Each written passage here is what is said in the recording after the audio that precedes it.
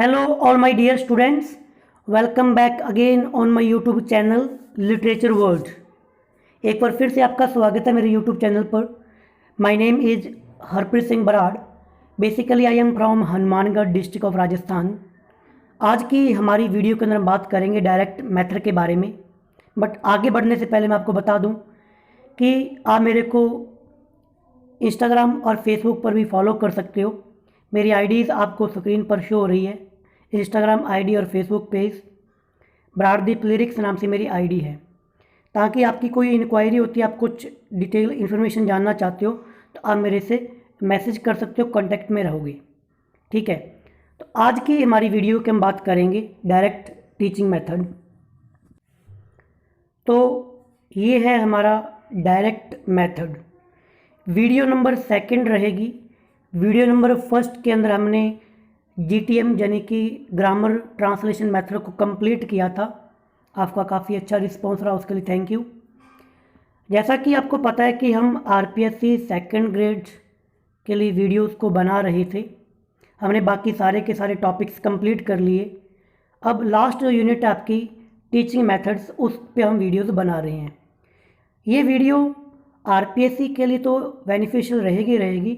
साथ ही साथ रीट का जो मेंस का एग्ज़ाम होने वाला है 2023 के अंदर भी, जो कह रहे हैं फरवरी के अंदर, वहाँ पर अगर आपका इंग्लिश सब्जेक्ट बनता है तो वहाँ पर भी लिखा हुआ है टीचिंग मेथड्स, तो उनके लिए भी इंपॉर्टेंट रहेगी. इसके अलावा TGT PGT KVS की जो वैकेंसी आई हुई है उसके अंदर भी as a being English teacher this video is very informative for you.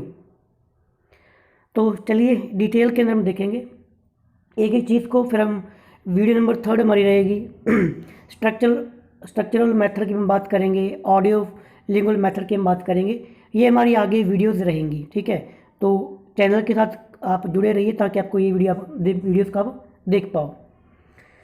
तो जैसे मैंने GTM को कवर किया था, डिटेल के अंदर बात की थी, और पहले मैंने क्या किया था आपके लिए, ऐसे ही नोट्स की बात की थी, हैंड रिटन नोट्स, ताकि आपको समझाया जा सके कि हम जो पढ़ने वाले हैं उसके अंदर क्या है, ओवरऑल क्या निचोड़ निकलता है इसका.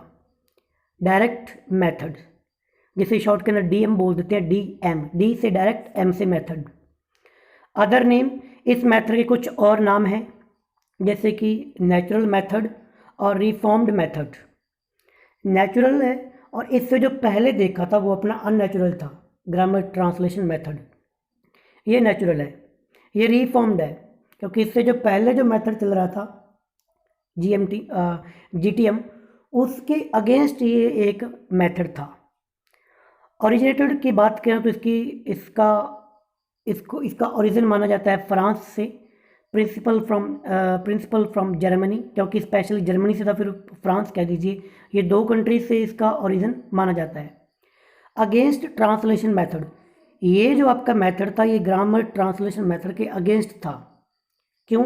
क्योंकि ग्रामर ट्रांसलेशन मेथड के अंदर ग्रामर पढ़ाई जाती थी, वहाँ पर राइटिंग थी, रीडिंग थी, स्पीकिंग और लिसनिंग बिल्कुल भी नहीं थे.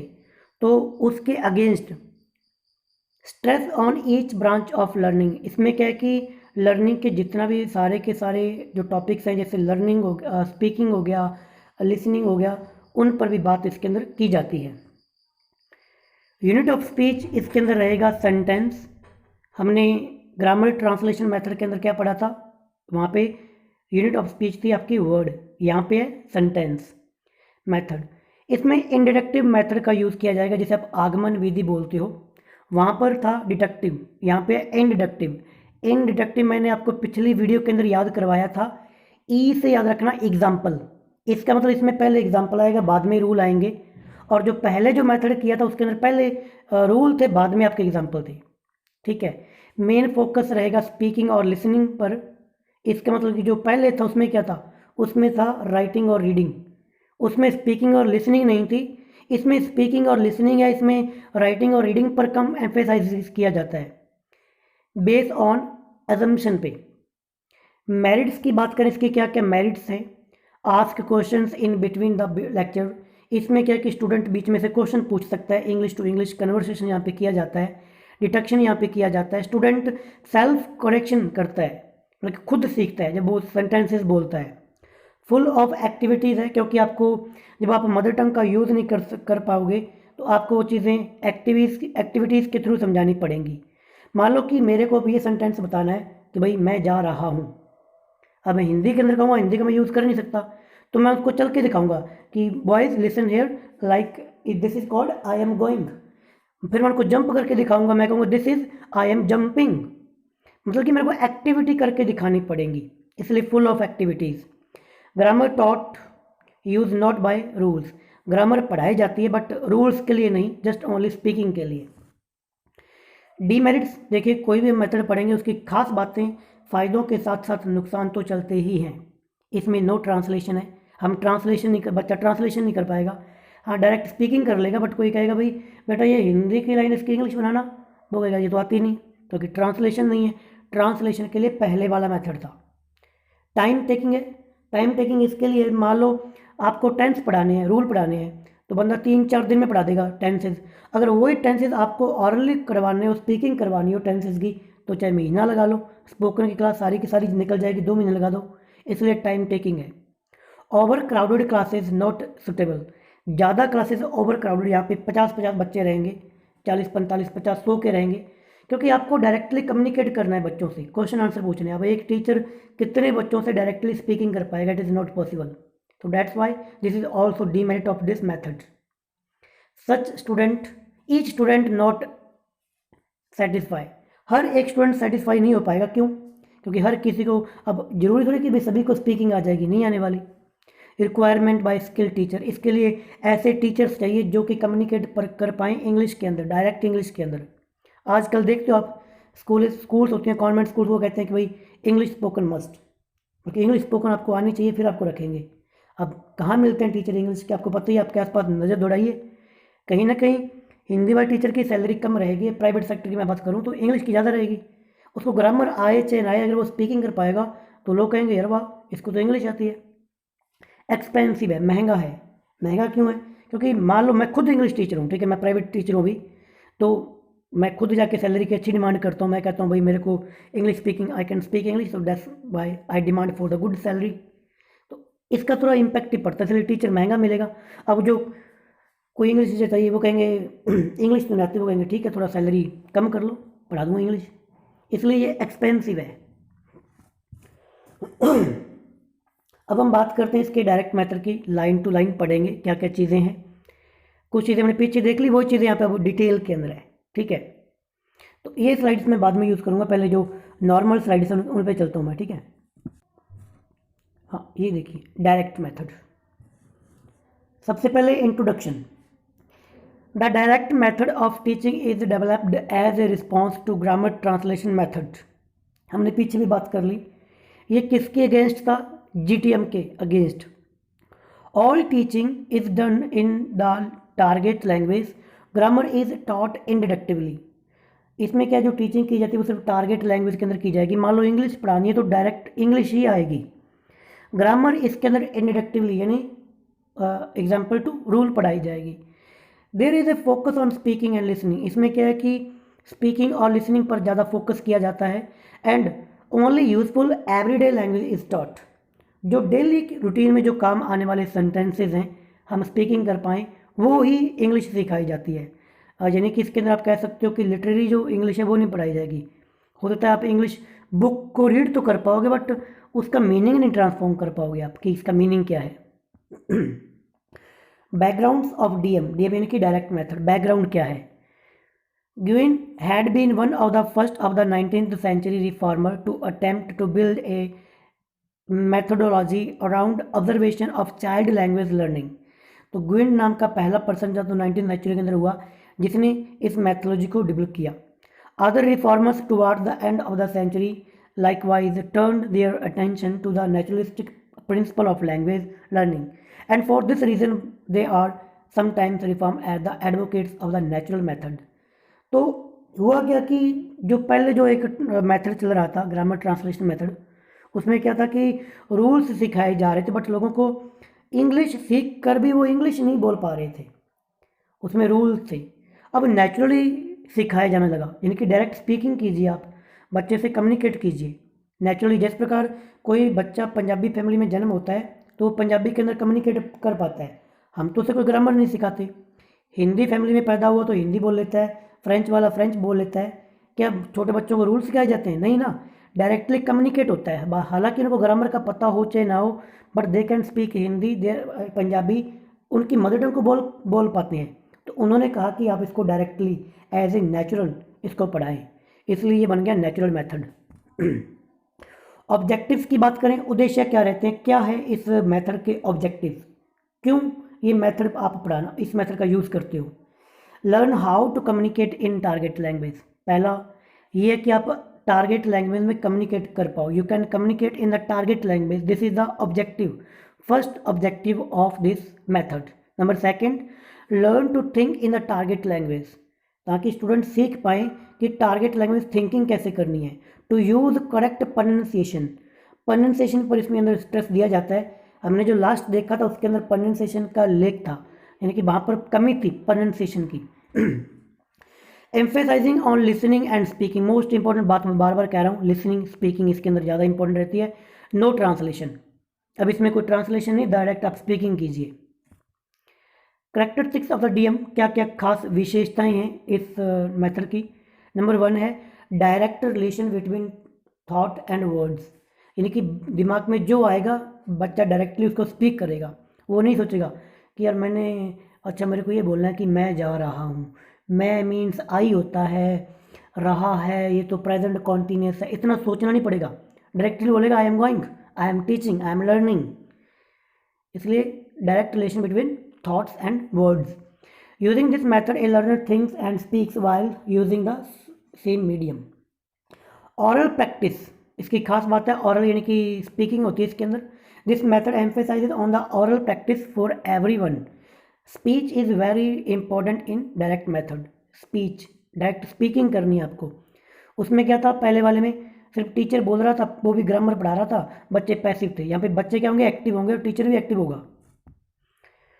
Descriptive grammar, descriptive grammar, grammar is not taught for the shake of grammar. इसमें ग्रामर को ग्रामर के लिए नहीं पढ़ाया जाएगा कि आपको ये पता हो कि भाई नाउन क्या है, प्रनाउन क्या है, पार्ट्स ऑफ स्पीच क्या है, ये नहीं। ग्रामर पढ़ाई जाएगी, भाई एक सेंटेंस बता दिया कि आप इसको ऐसे बोलना है, but directly.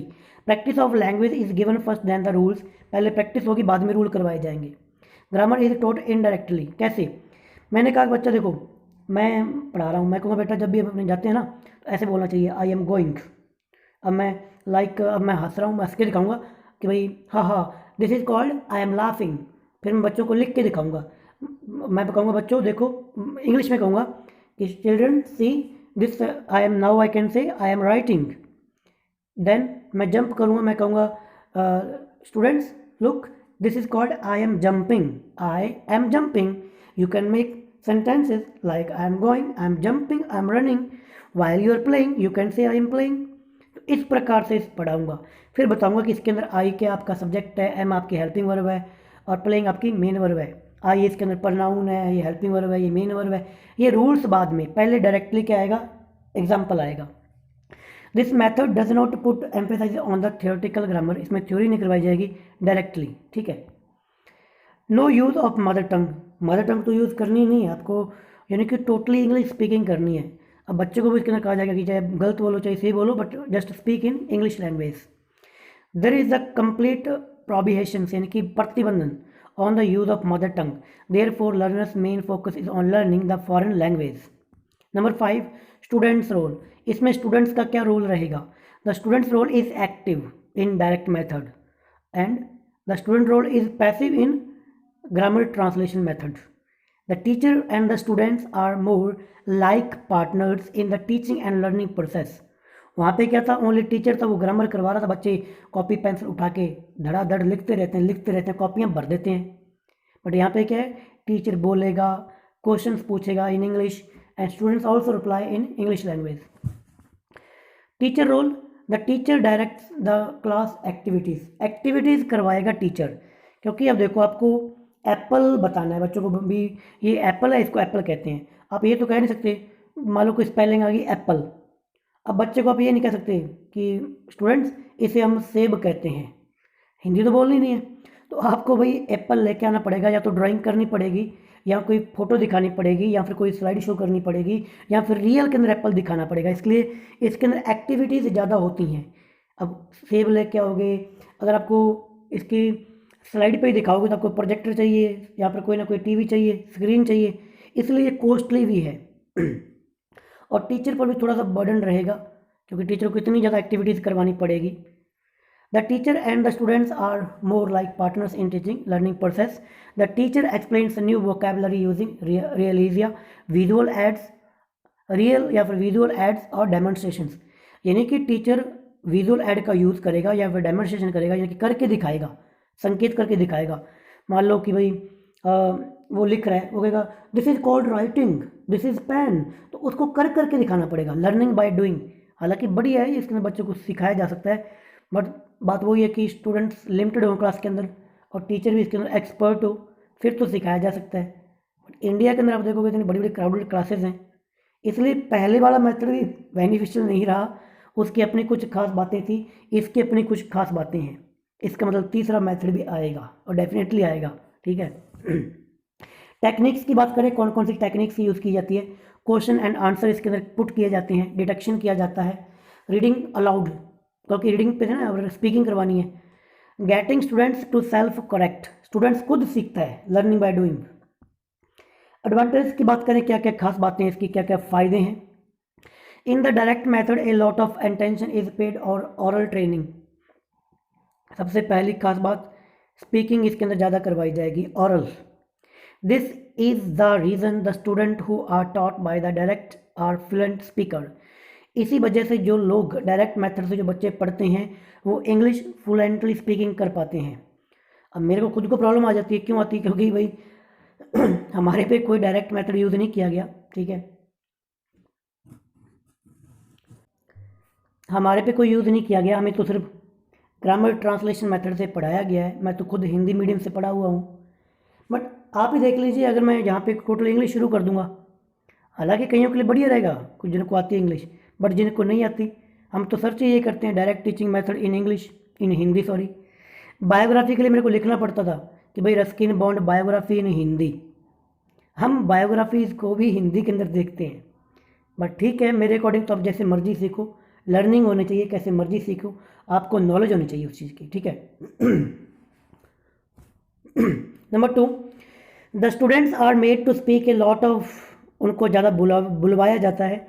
They are also taught correct pronunciation of the target language, ताकि वो स्पीकिंग कर करके भाई, वो कहते हैं ना कि प्रैक्टिस मेक्स मैन परफेक्ट, कि काम को काम सिखवाता है, इसके अंदर क्या प्रैक्टिस करवाई जाती है। Audio visual aids are use in the direct method, this makes the lesson interesting. अगर कोई बंदा जाके क्लास के अंदर, अब मान लो यही स्लाइड लगा लो, अगर मैं यहाँ पे ये स्लाइड यूज़ ना करूँ, डायरेक्टली आपको स्पीकिंग करूँ, ओनली स्पीकिंग, सिर्फ आपको ऑरली सुनाई दे, आपका ध्यान कहीं कहीं जाएगा, कहीं कहीं जाएगा। अब यहाँ पे थोड़ा सा स्लाइड है तो आपके सामने लिखा हुआ है, आपको लगा कि हाँ भाई ये थोड़ा स्लाइड इस प्रकार से यूज़ कर ली, आपके दिमाग में आ सके। As the unit of speech is direct method is a sentence, इसमें सेंटेंस इसकी यूनिट होती है।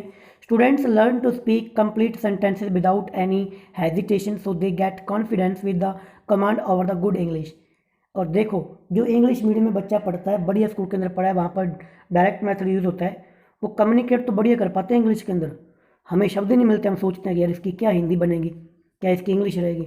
This method creates the suitable environments of learning English language. अब इसके कुछ नुकसान क्या है, फ़ायदे हैं तो नुकसान भी होंगे।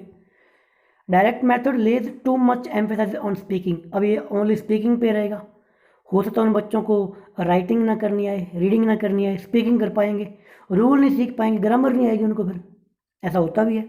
आप कोई कॉन्वेंट स्कूल वाले बच्चे से पूछना, वो स्पीकिंग कर पाएगा बट उसको ये नहीं पता होगा कि नाउन क्या है, प्रनाउन क्या है, क्लाउजेस क्या है, रूल्स उसको फिर नहीं आएंगे। It neglects reading and writing, every teacher cannot make a success of direct method, only that teacher can work out this method successfully who is good at English। अब जो टीचर खुद English के अंदर बढ़िया है वही इंग्लिश स्पीकिंग कर पाएगा, जिसको खुद को इंग्लिश बोलने प्रॉब्लम है तो वही फिर उसके लिए प्रॉब्लम क्रिएट हो जाएगी। Direct method can succeed only with those students who are linguistic minded, जो बच्चे लिंग्विस्टिक माइंडेड हैं, जो भाषा को समझ सकते हैं, इंग्लिश को, उनके लिए बेनिफिशियल रहेगा। अब जिनको इंग्लिश का ये नहीं पता कि ही क्या है, इज़ क्या है, वॉज क्या है, उसे सोचेंगे कि बोल क्या गया, एक भी अक्षर उनके दिमाग में पल्ले नहीं पड़ेगा उनके। Students who have got a fine year for language only the clever child can profit by this method. जो शार्प माइंडेड स्टूडेंट्स हैं, इंटेलिजेंट हैं, उनको बेनिफिट हो जाएगा। मैं खुद टीच करवाता हूँ, कॉन्वेंट स्कूल है, तो वहाँ पर क्या होता है कि जब मैं इंग्लिश टीच करवाता हूँ, मैं सोचता हूँ कि यार चलो डायरेक्ट मेथड का यूज़ कर लूँ। जैसे मैं डायरेक्ट मेथड शुरू करता हूँ, बच्चे बिल्कुल पैसिव हो जाते हैं, सुनते नहीं, कुछ ऐसे लगता है कि इनको कुछ भी समझ में ही नहीं आ रहा। फिर उनको हिंदी बतानी पड़ती है, क्योंकि इंग्लिश उनकी वो इंग्लिश तो सीख रहे हैं ना, इसलिए वहाँ पर क्या होता है, आपको दोनों मेथड का। अब कई बार क्वेश्चन आ जाता है कि सर कौन सा मेथड यूज़ करें। आप एज ए टीचर आप दोनों जितने मेथड आ गएंगे सभी मेथड का यूज़ कीजिए। यानी कि ऐसा नहीं कि आप सिर्फ एक मेथड को लेकर चलोगे, एक मेथड से आप पूरा नहीं कर पाओगे। डायरेक्ट मेथड कैन सक्सीड हो गया। Number 4, direct method requires the use of audio visual aids. इसके लिए एड्स चाहिए, audio visual aids, but these are not available in the majority of our schools. हमारे स्कूल्स के अंदर कहाँ प्रोजेक्टर लगे हैं अभी बताओ? गवर्नमेंट स्कूल के अंदर कहाँ कौन सी स्क्रीन्स लगी हैं, कहाँ स्मार्ट बोर्ड लगे हैं, पैनल्स कहाँ लगे, कहीं नहीं लगे हुए। तो हम कैसे सिखाएं?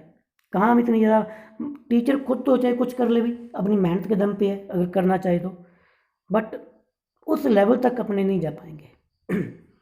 Small classes are needed for the direct method so that the teacher can pay individual attention। अब इसके अंदर ग्रुप चाहिए छोटे छोटे, कोई एक क्लास के अंदर कोई 15-20 बच्चे हों, ठीक है 15-20 भी ज़्यादा ही है, 10-15 हो तो कर पाओगे। अब यहाँ बैठे 60 बच्चे हैं क्लास के अंदर, वहाँ क्या करोगे आप? वहाँ तो आगे बोलते रहोगे, पीछे वाले बातें शुरू कर देंगे।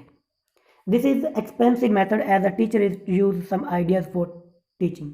इसमें टीचर की मेहनत लगती है, उसको खुद पहले इंग्लिश सीखने के लिए कितने ज़्यादा पैसे खर्च करने पड़ते हैं, वो स्किलफुल होके आता है, इसलिए वो भी पैसे की डिमांड करेगा, उसका हक बनता है। मैं ये नहीं कह रहा कि उसका हक नहीं बनता, वो मेहनत करता है, कितना उसको यार कितना बिजी रहना पड़ेगा उसको। तो अभी मैं वो स्लाइड्स आपको दिखाता हूँ। अभी थैंक यू नहीं है, ये बीच में स्लाइड आ गई, ठीक है, कहीं का भी वीडियो ओवर हो गई, नहीं हुई, ठीक है। कुछ स्लाइड्स मैंने और ऐड करके उसको दिखाता हूँ आपको।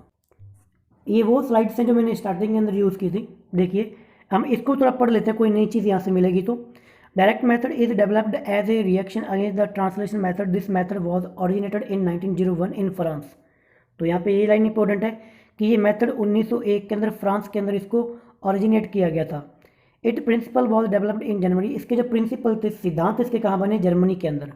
This method was popularize by the international phonetic association of the France.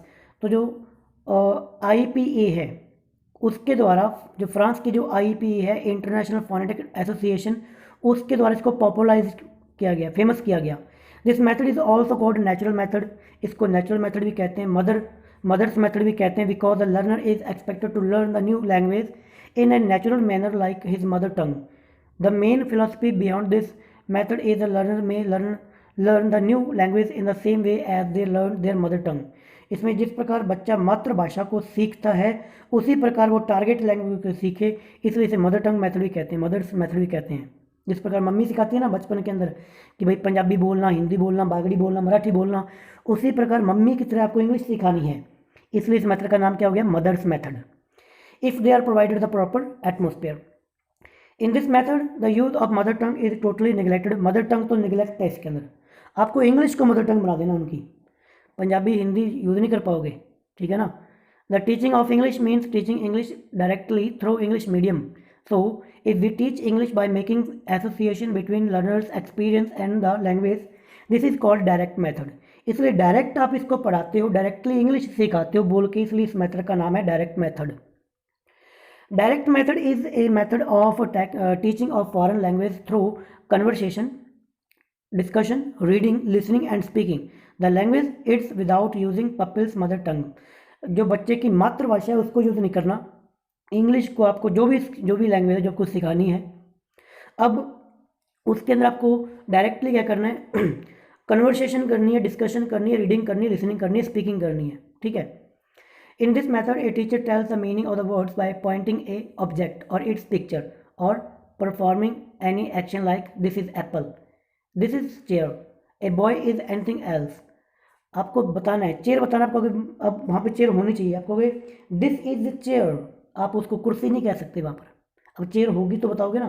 अब आपको बताना दिस इज़ एरोप्लेन, एरोप्लेन कहाँ से लेके आओगे? आपको कोई ना कोई फ़ोटो दिखानी पड़ेगी या फिर कोई ना कोई टॉय दिखाना पड़ेगा। कोई एक्शन है, आपको मान लो आप क्या कर रहे हो, डांस कर रहे हो, आपको बताना पड़ेगा, पहले डांस नाच के दिखाना पड़ेगा बच्चों के सामने, फिर कहोगे दिस इज़ डांसिंग। तो वही एक्ट तो पूरा होना ही पड़ेगा इसके अंदर, ठीक है। ये थोड़ा आप नीचे पढ़ लेना। अकॉर्डिंग टू फेलिक्स फ्रैंकलिन, ये पूरा मेथड की इसकी डेफिनेशन दे रखी है, इसका अपने को ज़्यादा जरूरत नहीं है, ठीक है। ये देख लीजिए क्या क्या चीज़ें हैं। ये नेचुरल मेथड है, यूज ऑफ टारगेट लैंग्वेज है, ग्रामर इज टॉट इंडिडक्टिवली है, use of audio visual add इसके अंदर यूज होती है। चाइल्ड यहाँ पे गलत लिखा है, ये चाइल्ड नहीं है, चाइल्ड, चाइल्ड सेंटर्ड अप्रोच है, ये बच्चे को ध्यान में रख सेंटर्ड अप्रोच है। अगर ये बच्चा सेंटर में, इसको ये साइकोलॉजिकल है। पिछले वाली फिलोसफिकल थी, ग्रामर ट्रांसलेशन मेथड, और ये आपका चाइल्ड सेंटर, ये फिलोसफिकल हो गया। Learning is learning in natural environment, learning by practice, focus on correct intonations and gestures, यानी कि इशारों के द्वारा पढ़ाया जाता है। इंक्रीजेज कॉन्फिडेंस, इससे कॉन्फिडेंस इंक्रीज होता है। Avoidance of the cramming rules, rules को क्रैम करने से अवॉइड किया जाता है, रट्टाफिकेशन नहीं है इसके अंदर, कोई ग्रामर के रूल्स सीखो ऐसा कुछ नहीं है, ठीक है। Demerits of the direct method, यहाँ पे डीमेरिट्स दे रखी है, डिसएडवांटेज दे रखी है।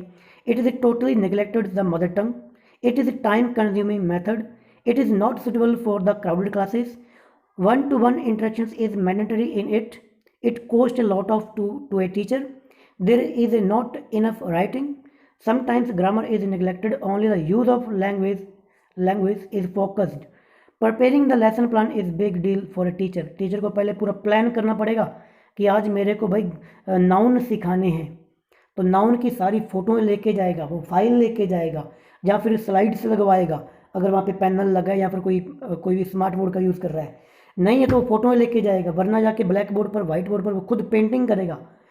मान लो उसको बताना है बुक, तो book, this is boy, this is house. इसलिए लेसन जो प्लान करेगा उसके लिए थोड़ा बर्डन हो जाएगा। हिस्ट्री की बात करें, द डायरेक्ट मेथड डेवलप्ड, ये तो हो जाएगा भाई, पीछे देख लिया था, ठीक है, 19th सेंचुरी, ये अपने सारा कुछ देख लिया, आप इसको पढ़ सकते हो, इसके डायरेक्ट मेथड के क्या क्या है। ये आप जस्ट वीडियो को पॉज करके आप खुद पढ़ लीजिए, क्योंकि मैंने ये बात कर ली है, सारी की सारी बातें वही रिपीट होने वाली है, ठीक है।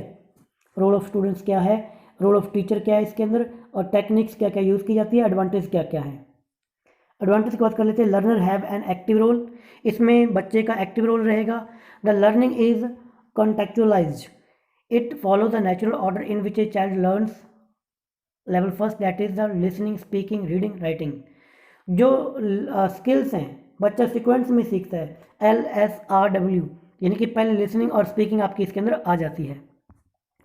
कुछ एडवांटेज यहाँ पे और दे रखे हैं भाई, ये इसकी डिसएडवांटेज है, हमने पहले इसकी बात कर ली थी, मैं आपको ये नहीं दिखा रहा, ठीक है भाई।